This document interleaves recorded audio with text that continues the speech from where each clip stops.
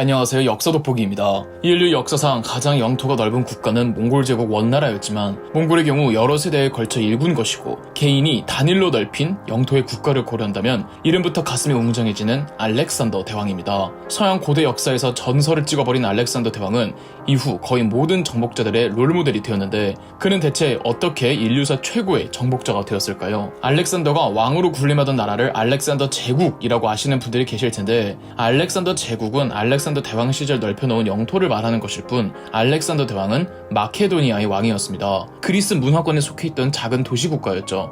지금에서야 알렉산더 대왕을 배출한 마케도니아도 과거의 그리스 도시국가들 중 하나였다고 하지만 알렉산더가 살았던 그 당시의 마케도니아는 양이나 치던 최빈국 중의 하나인지라 아테네, 스파르타, 테베 등 그리스 도시국가들은 마케도니아를 그리스 도시국가로 인정해주질 않았습니다. 그랬던 최빈국의 마케도니아가 갑자기 부상할 수 있도록 발판을 마련한 사람이 알렉산더 대왕의 아버지였습니다. 알렉산더 대왕의 아버지는 필리포스 2세입니다. 그가 아직 왕이 되기 전에는 마케도니아가 워낙 최빈국의 약소국이라 당시 그리스 도시국가 연합을 주도하던 테베에게 왕족을 볼모로 보내는 관례가 있었습니다. 필리포스 2세가 왕자였던 시절 테베로 가서 오래도록 볼모 생활을 했는데 이때 그저 허송세월 보내기만 하지 않고 테베가 왜 강한 국가가 될 수 있었는가를 직접 경험하면서 철저하게 분석하고 마케도니아로 복귀한 후 왕이 되고는 필리포스 2세는 테베의 군사조직 체계에 영감을 받아 마케도니아 군사개혁을 단행했습니다. 먼저 고대 그리스 병사들이 기존에 들던 창, 사리샤의 길이를 대폭 늘렸는데 기존 그리스 병사들이 쓰던 사리샤의 길이는 대략 2에서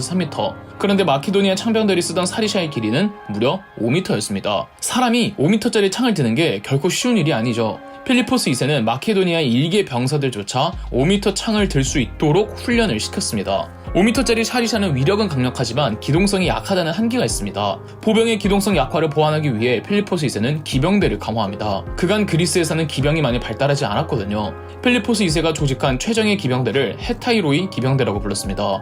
기원전 338년 카이로네이아 전투라고 카이로네이아 평원에서 필리포스 2세의 마케도니아가 그리스 도시국가 최강이었던 테베와 붙어서 대승리를 했습니다. 강력해진 보병들은 물론 특히 필리포스 2세가 양성한 헤타이로이 기병대가 탱크처럼 적진을 돌파해 휘집어 놓으면 엄청난 위력을 발휘했는데 이 헤타이로이 기병대를 이끌던 사령관이 당시 왕자였던 필리포스 2세의 아들 알렉산더였습니다. 필리포스 2세는 테베를 꺾고 마케도니아가 그리스 도시국가의 맹주 역할을 하겠노라 선언하며 언제나 그리스 세계를 위협하는 동방의 페르시아를 정벌하겠다고 선포했습니다. 즉 알렉산더의 동방원정은 그의 아버지였던 필리포스 2세가 먼저 시작하려고 했던 겁니다. 알렉산더는 아버지 필리포스 2세와 사이가 좋지 못했습니다. 그 이유는 어머니 때문인데요. 필리포스 2세는 알렉산더가 그토록 사랑하던 어머니를 폭행하고 괴롭혔습니다. 그래서 알렉산더는 정신분석학자들이 연구 대상으로 자주 예시를 들기도 하는데요. 알렉산더의 어머니 올림피아스가 마녀라는 소문이 퍼져 있었습니다. 올림피아스는 필리포스 2세와 동침을 할 때조차 방 안에 뱀을 여러 마리 풀어다 키우고 있었으며 스스로도 마법을 부릴 수 있는 존재로 생각했답니다.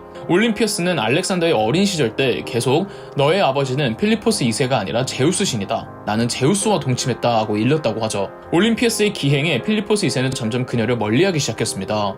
하지만 알렉산더가 어린 시절에는 아버지 필리포스 2세와 사이가 그렇게 나쁘지는 않았습니다. 한 번은 한 신하가 명말을 필리포스 2세에게 팔려고 했습니다. 이 말이 명마임에는 틀림이 없었지만 워낙에 사나워서 길들이기가 불가능했습니다. 필리포스 2세도 어쩌지 못할 때 어린 알렉산더가 당당하게 나서 자기가 이 말을 길들이면 말을 자기에게 선물로 달라고 합니다. 필리포스 2세는 어른들도 못하는 걸 할 수 있겠느냐고 물어보자 알렉산더는 고개를 끄덕이고 말에게로 다가갑니다. 거칠게 숨을 내쉬며 미쳐 날뛰는 말의 얼굴을 잡고 알렉산더는 말의 얼굴을 태양을 보게 했습니다. 태양을 보던 말은 안정을 되찾았고 알렉산더는 차분히 말 위에 앉았죠. 필리포스 2세는 알렉산더에게 말을 사주었고 알렉산더는 이 말에게 부케팔로스라는 이름을 붙여주었습니다. 아들 교육에 열정적이었던 필리포스 2세는 아테네를 나와 이리저리 떠도던 아리스토텔레스를 비싼 돈을 주고 초빙해 알렉산더와 귀족 자제들의 스승으로 고용해 주었으며 알렉산더는 어린 시절부터 그리스 신화 속 영웅들의 이야기를 그렇게 좋아했다고 합니다. 하지만 알렉산더가 커가면서 필리포스 2세와 올림피아스 사이가 점점 나빠지며 필리포스 2세에 대한 알렉산더의 마음도 점점 닫혀갑니다. 필리포스 2세는 전쟁을 나갈 때마다 여인들을 데리고 와 방탕한 짓을 일삼았고 올림피아스에게 손찌검을 하는 등 말이죠.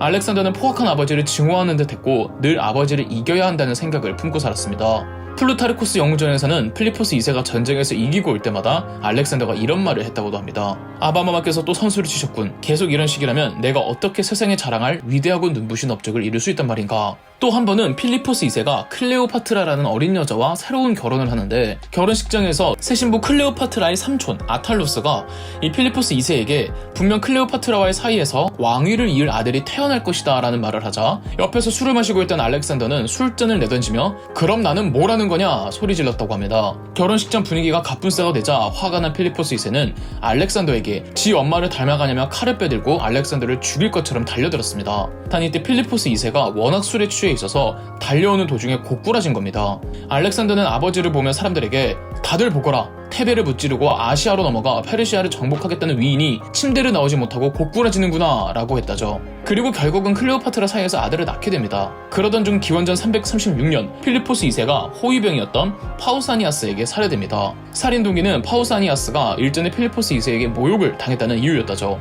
필리포스 2세가 죽자 올림피아스는 클레오파트라와 필리포스 2세 사이에서 낳은 아들과 딸을 모두 살해했고 클레오파트라에게도 자살을 강요해 결국 그녀는 스스로 목숨을 끊습니다. 그리고 마침내 나이 20살의 알렉산더는 마케도니아의 국왕 알렉산드로스 3세로 즉위했습니다. 정확하지는 않지만 필리포스 2세의 암살 배후에는 알렉산더와 올림피아스가 있었을 것이라고 역사학자들은 거의 확실시하고 있습니다.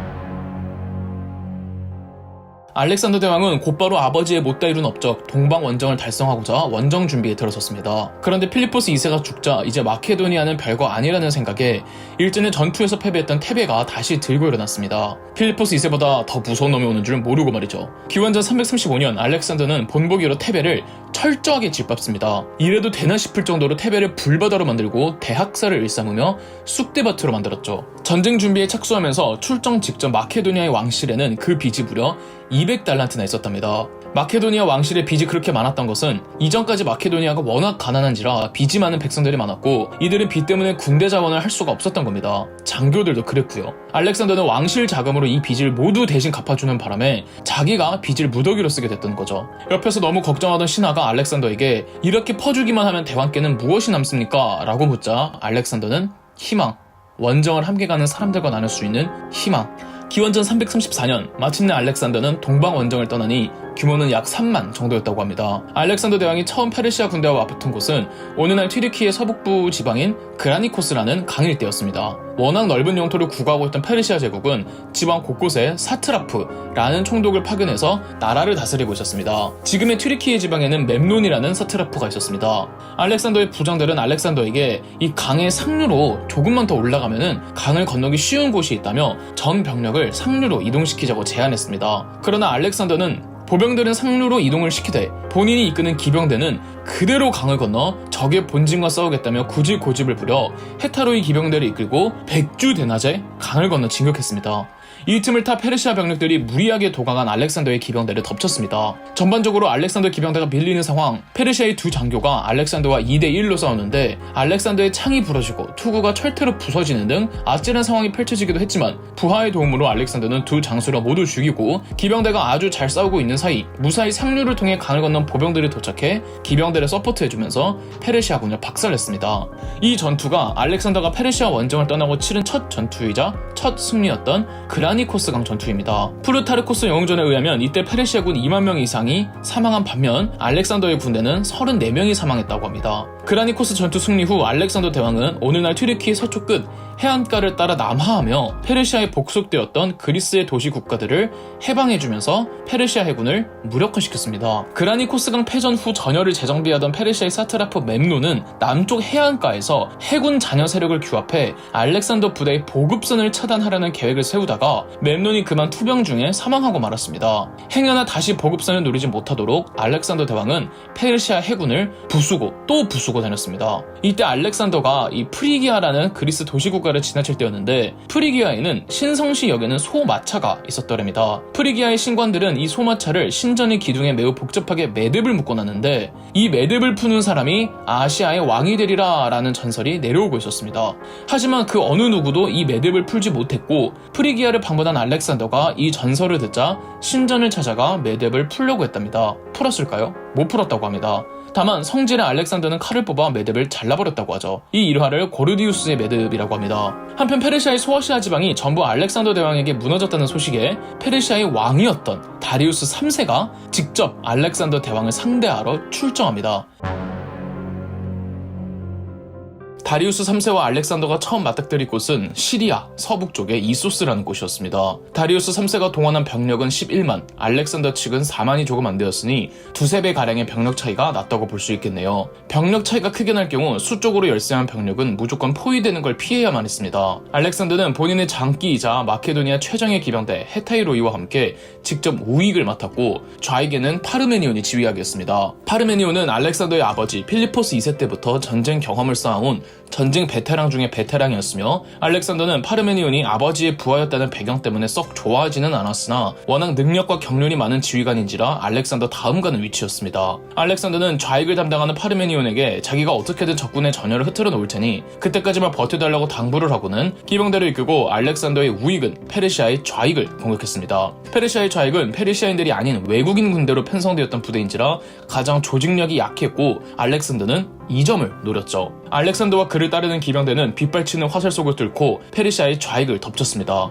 사실 알렉산더의 목적은 좌익 그 자체가 아니었습니다. 알렉산더는 페르시아 중앙에 떡하니 상황을 주시하고 있는 페르시아의 국왕 다리우스 3세를 노렸습니다. 다리우스 3세만 노리던 알렉산더는 기병대를 이끌고 탱크마냥 좌익을 가로지른 후 곧장 중앙으로 파고들었고 알렉산더는 미친듯이 다리우스 3세에게 뛰어갑니다. 너무 빨라서 알렉산더의 기병대들이 알렉산더에게 뒤처지기 시작했고 알렉산더는 거의 호위 없이 혼자서 다리우스 3세에게 뛰어듭니다. 가는 중 알렉산더는 허벅지에 창이 찔리는데 자신이 상처를 입었는지조차 인식을 하지 못하고 알렉산더는 다리우스 3세 바로 앞까지 갔고 창을 내던졌는데 아쉽게 빗나가 버렸습니다. 너무나도 놀란 다리우스 3세는 곧장 도망쳐버렸고 국왕이 도망가버리니 나머지 페르시아 군대들도 전부 도망가버립니다. 파르메니온이 이끌던 마케도니아 좌익을 상대로 잘 싸우던 페르시아의 우익도 자기들이 잘 싸우고 있다고 생각했는데 뒤를 돌아보니 페르시아 군대가 전군 철수하고 있네? 왕이 도망가는데 어떻게 더 싸웁니까? 이렇게 페르시아 군대는 다리우스 3세를 따라 전부 도망가버리면서 이소스 전투는 알렉산더의 승리로 끝이 났습니다. 이소스 전투는 양 진영의 대가리들이 붙은 첫 전투였고 이 첫 전투에서 알렉산더는 페르시아의 다리우스 3세에게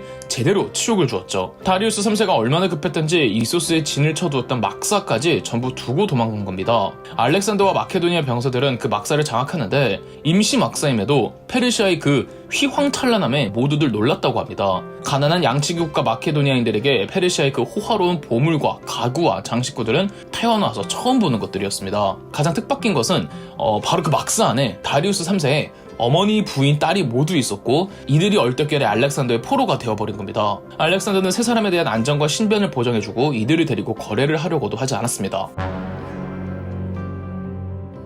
이소스 전투 이후 알렉산더는 시리아를 완전히 장악하게 되었습니다. 그런데 잠시 알렉산더는 도망간 다리우스 3세 추격을 멈추고 이집트 쪽으로 남하하기로 합니다. 이유인즉슨 군량미 확보를 위해서였는데 나일강 하류의 이집트는 당시 최고 곡창지대로 알렉산더는 이집트 정복을 목적으로 군량미를 확보하기 위해 해안선을 따라 남하했습니다. 해안선을 따라 도시 곳곳들을 장악해 가는데 싸우지 않고 알렉산더에게 항복한 도시들도 있었고 항복하지 않은 도시들도 있었습니다. 그런 도시들에 대해서는 알렉산더가 기병대를 파견해 장악하게 하기도 하고 본인이 직접 군대를 지휘해 도시를 함락시키기도 했습니다. 지금의 레바논 남부에 있는 항구 도시 티레에서는 이 알렉산더가 무려 7개월간 공성전을 벌입니다. 결국 티레마저 알렉산더의 손에 넘어오게 되는데 이 티레 함락전 이후로도 알렉산더는 공성전을 적극적으로 전개하면서 서양 전쟁사에서 본격적으로 공성 무기들이 쓰이기 시작하여 이 알렉산더의 동방 원종으로 서양의 공성 전투 수준이 확 올라가죠. 알렉산더는 자신에게 반항했던 이 티레 남쪽의 도시 가자를 옛날 테베에서 했던 것처럼 무차별적인 학살을 감행합니다. 가자 도시 전체를 다 쑥대밭으로 만들어버리죠. 알렉산더는 계속 남하하다가 마침내 이집트에 도착했고 알렉산더는 이집트를 접수하는 데 성공합니다. 당시 이집트도 이 페르시아의 지배를 받고 있던 터라 이집트인들은 페르시아의 지배를 벗어나게 해준 알렉산더를 해방자라고 칭송했습니다. 그리고 알렉산더는 나일강 하류 곡창지대에 자신의 이름을 딴 도시를 새롭게 건설했습니다. 바로 알렉산드리아라는 이름의 도시였죠. 이집트의 알렉산드리아 도시 건설이 선례가 되어 이후로 알렉산더는 동진을 할 때마다 주요 도시 곳곳에 알렉산드리아라는 도시를 건설합니다. 알렉산더가 알렉산드리아라는 도시를 통해서 이루고자 했던 것은 단순히 영토 확장이 아닌 모든 인종과 민족이 대통합하는 다문화 사회였죠. 나중에 이 알렉산드리아는 동서양의 문화가 합쳐지는 헬레니즘 문화의 산실이 되어준답니다. 이렇게 이집트에서 군량 문제를 모두 해결한 알렉산더 대왕은 미처 잡지 못한 다리우스 3세와 결전을 벌이러 다시 북상합니다.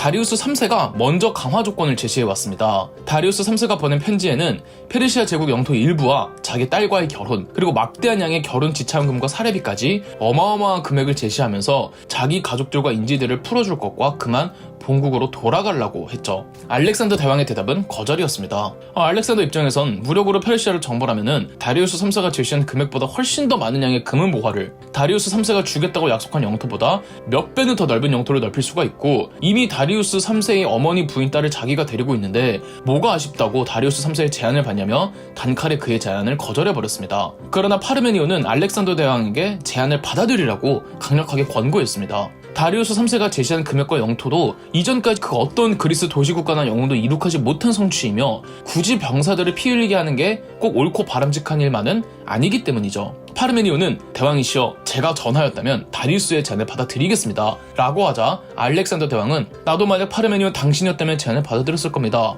라고 했다죠. 그런데 다리우스 3세의 아내와 딸이 덜커덕 죽어버린 겁니다. 알렉산더는 비록 두 사람을 예를 갖추어 격식 있는 장례식을 치러주었으나 아내와 딸의 부고를 들은 다리우스 3세는 분노하며 이 모든 원인을 알렉산더에게 돌렸습니다. 다리우스 3세는 거대한 병력을 긁어 모읍니다. 전설에 의하면 다리우스 3세가 모은 병력은 무려 100만 명이었다고 하지만 실제로는 그 정도까지는 아니고 그래도 병력 차이는 어마어마하게 났다는 것만은 분명한 듯합니다. 다리우스 3세는 알렉산더의 주특기 기병대를 무력화시킬 만한 방법을 찾던 중 고안해낸 회심의 카드는 바로 전차였습니다. 다리우스 3세는 무정화한 전차들을 포진해서 알렉산더의 마케도니아군을 박살낼 예정이었고, 그래서 전체전에 유리한 거대한 평원을 찾던 중 티그리스강 근처 가우가멜라라는 평원으로 알렉산더를 유인해냈습니다. 알렉산더는 뻔히 유인임을 알면서도 속아 주었습니다. 적이 원하는 대로 원하는 장소에서 적을 이겨주는 게 알렉산더 대왕의 신념이었습니다. 하지만 막상 앞에 두고 보니 이 페르시아 병력이 압도적으로 많자 마케도니아의 한 장수는 알렉산더에게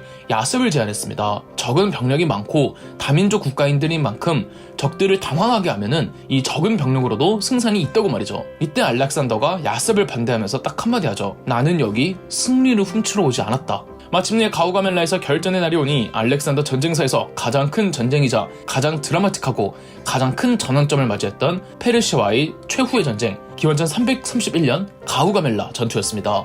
알렉산더는 원래 오전에 공격을 감행할 예정이었습니다. 그런데 이 격정적인 전투에 앞서 알렉산더는 늦잠을 자는 바람에 오후에 진군했습니다. 반면 다리우스 3세와 페르시아 군대는 혹시나 알렉산더의 마케도니아 군대가 야습을 해오진 않을까 거의 뜬 눈으로 전군 밤을 새버린 겁니다. 늘 그렇듯 마케도니아 포메이션은 좌익 파르메니온, 우익 알렉산더 담당이었습니다. 더불어 가우가멜라에서는 대열을 사선으로 두어 좌익이 뒤에 있고 알렉산더가 지휘하는 우익의 맨 앞에 있는 그런 구조였습니다.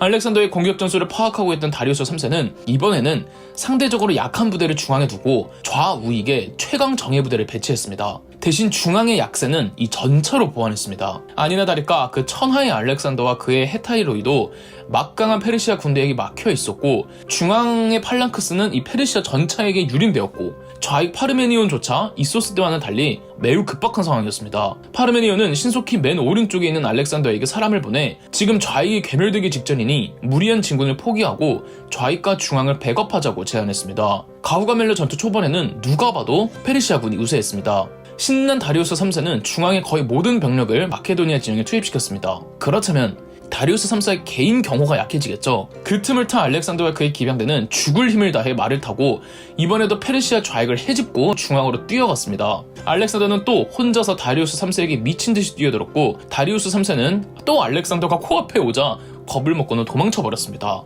플루타르쿠스 영웅전에서는 이렇게 묘사가 되어 있습니다. 그러나 전차는 뒤로 돌려 달아나기가 쉽지가 않았다. 전사자들의 수많은 시체가 이 바퀴에 얽혀있거나 바퀴가 움직이는 것을 방해하고 있었다. 하필 수많은 시체에 에워싸야 잘 보이지도 않을 지경에 있는 말들은 겁을 먹고 앞발을 들어올렸다. 공포에 휩싸인 다리우스는 전차와 무기를 모두 버리고 망아지를 낳은 지 얼마 되지 않은 앞말에 올라타 도주를 시작했다. 왕이 또 도망치는데 페르시아군이 어떻게 싸우겠습니까? 다 같이 도망가 버렸습니다.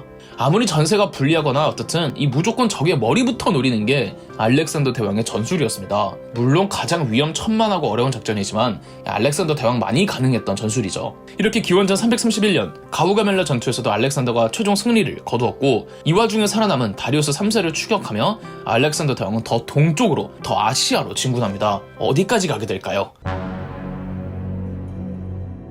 가우가밀라 전투 승전 후 알렉산더는 페르시아의 수도 바빌론에 입성했습니다. 페르시아는 워낙 큰 국가였기 때문에 바빌론과 같은 준수도 기능을 하던 도시들이 있었습니다. 알렉산더는 그러한 도시들 중 수사를 점령하고 또 페르세폴리스까지 점령했습니다. 페르세폴리스에서는 다 함께 승리의 연회를 베푸는 과정에서 술에 잔뜩 취한 알렉산더가 이 도시가 마음에 들지 않는다며 방화 명령을 내렸고, 왕명에 따라 페르시아의 수도 중 하나였던 페르세폴리스가 한순간에 잿더미가 되어버렸습니다. 이때 대방화의 흔적은 아직까지도 남아있으며 워낙 큰 방화였던 만큼 알렉산더가 술에 취해서 내린 명령이 아니라 이미 도시 청소를 계획하고 있었다는 해석도 있습니다. 기록에는 술에 취한 알렉산더가 페르세폴리스를 잿더미로 만들고 다음날 술이 깨고는 내가 왜 그랬지? 라며 후회했답니다. 한편 다리우스 3세는 엑바타나라는 곳에서 반격을 준비하고 있었으나 다리우스 3세의 신하 중 한 명이었던 베수스를 중심으로 제장 장교와 지방관 총독들이 들고 일어나 다리우스 3세를 감금해버리고 베수스가 직접 페르시아의 새로운 왕을 자청했습니다. 그리고 알렉산더와 맞붙었는데 알렉산더의 상대가 안 됐죠.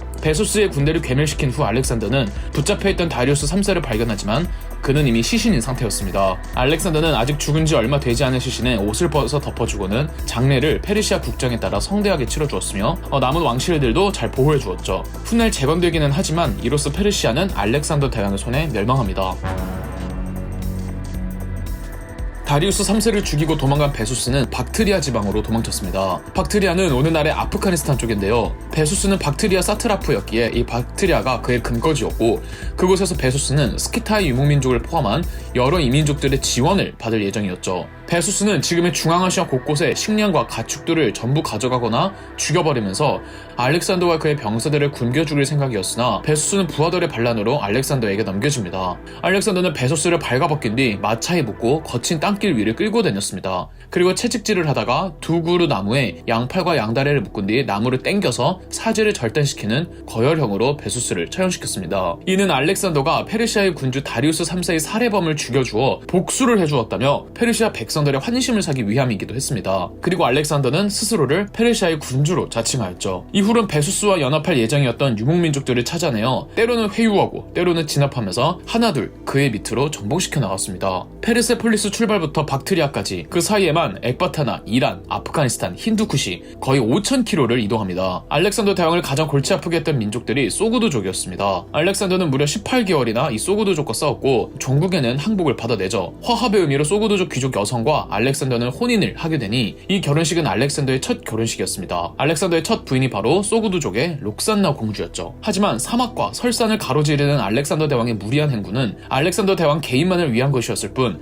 휘하 장교들과 병사들은 지칠 대로 지쳐 있었습니다. 특히 바빌론과 페르세폴리스에서 페르시아의 사치스러운 궁중 문화를 맛본 이들이잖아요. 알렉산더 휘하 제장 장교들은 더 이상의 진군이 의미가 없다며 그만 돌아갈 것을 요구했습니다. 플루타르코스 영웅전에는 이렇게 나오는데요. 돈과 권력이 아쉽지 않았던 알렉산더의 동료들은 사치스럽고 게으른 삶을 살고자 하는 욕망이 커졌다. 그리하여 알렉산더의 긴 방황과 원정을 인내하지 못했으므로 점점 알렉산더를 흉보고 비난하기까지 했다. 알렉산더 대왕은 무엇이 그렇게 채워지지 않은지 진군을 멈출 줄 몰랐습니다. 이래서인지 알렉산더는 독살 시도도 많았습니다. 심지어 알렉산더는 페르시아 백성들의 환심을 사고자 부하 마케도니아 장교들에게 페르시아 생활과 예법을 강요했고, 이는 많은 마케도니아 제장들이 알렉산더에게 등지게 되는 요인으로만 작동했죠. 늘 알렉산더의 옆에서 싸우며 그라니코스 전투 때 알렉산더를 구하기도 했던 클레이투스가 연회장에서 술에 취해서 알렉산더에게 그동안 쌓였던 불만을 터트리기 시작한 겁니다. 문제는 알렉산더도 취해 있었고 둘의 말싸움으로 번지자 클레이투스가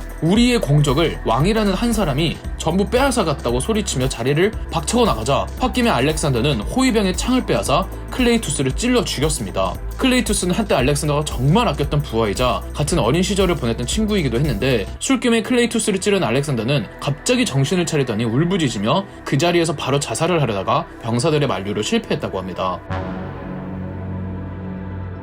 알렉산더는 부하 장교들의 반대에도 불구하고 동진을 고집하며 부하들과 병사들 멱살 잡고 동쪽 인도로 더 진군했습니다. 알렉산더 대왕은 우선 파키스탄의 여러 영주들을 포섭하는데 만약 포섭되지 않고 싸우려는 지역이 있다면 알렉산더는 패배해서 가자에서 그리고 페르세폴리스에서 했던 것처럼 반항하는 마을에 사는 사람이란 사람은 남녀노소 불문 전원 학살당했고 건물이란 건물은 전부 무너져 내려버렸습니다. 그렇게 알렉산더는 인더스강을 도강합니다. 인더스강을 건너면은 가장 먼저 만나게 되는 인도의 국가는 파우라바였습니다. 알렉산더와 인도 파우라바의 군대는 히다스페스 강을 두고 대치하였습니다. 인도군과의 전쟁은 알렉산더의 병사들도 단 한 번도 겪어보지 못한 전쟁이었는데 일단 열대 기후에 밀림에서 싸우는 전쟁이었으며 실제 궂은 날씨와 맹독을 가진 열대성 동물들에게 병사를 잃기 일상다반사였습니다. 무엇보다 인도군의 코끼리 부대가 문제였는데요. 알렉산더의 명령대로 마케도니아 궁병들과 투창병들은 코끼리 조련사만 집중 공략을 했고 코끼리 조련사를 잃은 코끼리들은 미친듯이 날뛰다가 오히려 인도군을 짓밟기 시작했습니다. 그 사이 알렉산더는 이번에도 주특기인 7,000 기병대로 크게 돌아서 적군의 배후를 공격해 앞뒤로 공격을 했고 8시간을 싸우다가 알렉산더가 승리를 거두었습니다. 이 전투가 히다스페스강 전투입니다. 물론 인도군을 상대로 또 이기기도 했으나 이 히다스페스강 전투는 정말 치열했으며 다들 거의 죽기 직전까지 갔고 심지어 전쟁 도중 상처를 입은 알렉산더의 에마 부케팔로스가 얼마 안 가 죽고 맙니다.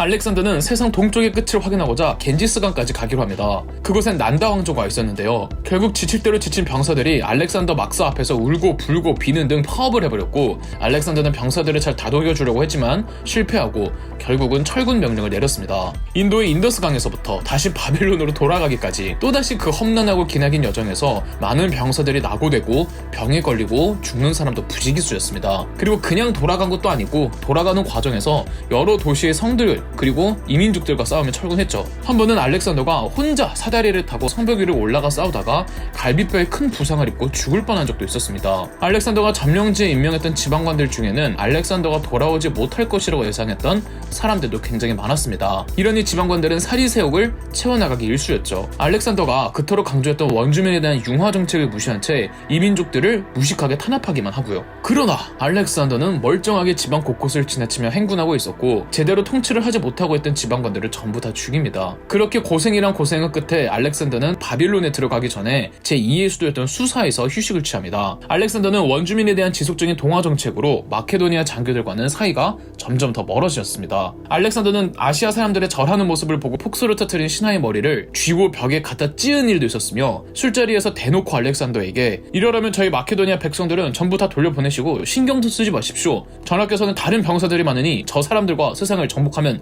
되지 않습니까? 라며 비아냥대기까지 했습니다. 무엇보다 이곳 수사에서 알렉산더는 아주 큰 시리에 빠지게 되는데 그의 절친이자 그의 애인이기도 했던 헤파이스티온이 병으로 죽은 겁니다. 알렉산더는 헤파이스티온과 어릴 때부터 함께 자라왔으며 언제나 알렉산더 대왕의 편이었고 헤타로이 기병대 소속이기도 했죠. 헤파이스톤 사후 알렉산더는 정신적으로 매우 심약해졌으며 수사를 나와 마침내 바빌론으로 다시 들어오게 되었으나 이곳에서 알렉산더는 계속 포근만 하고 몸을 관리하지 않다가 병이 나죠. 그리고 기원전 323년 알렉산더는 눈을 감습니다. 독살설이 늘 제기되어 왔으나 그 증거나 흔적은 거의 없고 어떤 맥락을 봐도 알렉산더가 죽지 않은 게 더 이상할 정도이니 여러 원종을 거치며 누적된 피로 기후가 너무 다른 지역을 계속 오가다 보니 몸에 바이러스도 많았을 것이고 헤파이스티온 사후 정신적인 스트레스도 있었으니 알렉산더니까 그나마 그만큼 버티고 살아있었던 겁니다. 그의 나이 33살이었죠. 마케도니아 본국에서 아들의 부고를 들은 알렉산더의 어머니 올림피아스는 과연 야심가답게 권력을 빠르게 주도해갑니다. 알렉산드로스에게 아이가 있긴 했습니다만 알렉산드로스가 죽을 때 부인 록산나 공주의 태중이 있었기 때문에 당장 왕이 될 수는 없었습니다. 마케도니아 원로 장수들은 알렉산더의 아들이 태어나서 어느 정도 클 때까지만 이 알렉산더의 이복형 필리포스를 임시 왕으로 추대하는 것으로 합의를 보았는데 이 필리포스 3세가 정신이 온전치 못한 정신병 환자였습니다. 얼마 안 있어서 록산나가 출산한 아들이 알렉산드로스 4세로 등극합니다. 마케도니아는 정신질환자 필리포스 3세와 갓난아기 알렉산드로스 4세가 공동 국왕으로 있는 체제가 운영이 되는데 이런 두 명의 왕이 무슨 정치를 하겠습니까? 그래서 페르디카스가 왕의 섭정이 되어줍니다. 다만 페르디카스의 권력에 독보적이지 못했고 섭정직을 두고 내전이 벌어집니다. 알렉산드로스 부장 출신의 세력가들을 디아도코이라고 하는데 그래서 이들의 다툼을 디아도코이 전쟁이라고 하죠. 디아도코이 전쟁 도중 권력을 위해 잔인한 짓도 서슴지 않았던 알렉산더의 모친 올림피아스가 처형당했고 록산나 공주와 알렉산드로스 4세, 필리포스 3세까지 모두 휘말려 처형당하거나 암살되었습니다. 마케도니아 만약 본국에서 이런 내전이 일어나자 알렉산더 대왕이 정벌 도중 지방에 파견했던 지방 총독들은 마케도니아로부터 독립을 합니다. 크게 세 가지 왕조로 찢어지게 되는데요. 우선 발칸반도 일부와 터키의 서해안 지대를 장악하고 있던 리시마코스 왕조, 이집트를 다스리던 프톨레마이오스 왕조, 그리고 중동 지역을 다스리는 셀레우코스 왕조, 이렇게 말이죠. 인류 역사상 두 번째로 큰 영토이자 개인으로서는 가장 넓은 영토를 정복했던 알렉산드로스 제국조차도 이렇게 지리멸렬 찢겨져 버립니다. 그럼에도 알렉산더 대왕의 의의는 상당합니다. 알렉산더 대왕의 최대 업적이라면 서양, 아시아, 이집트의 문화가 한데 어우러졌다는 것인데요. 이렇게 동서양의 문화가 결합되어 새롭게 태동한 문화 양식 헬레니즘이 탄생하여 인류 역사상 최초로 동서양을 연결하였죠. 그럼 역사 돋보기였습니다. 영상 재미있으셨다면 구독과 좋아요, 알림 설정까지 해주시면 감사드리겠습니다.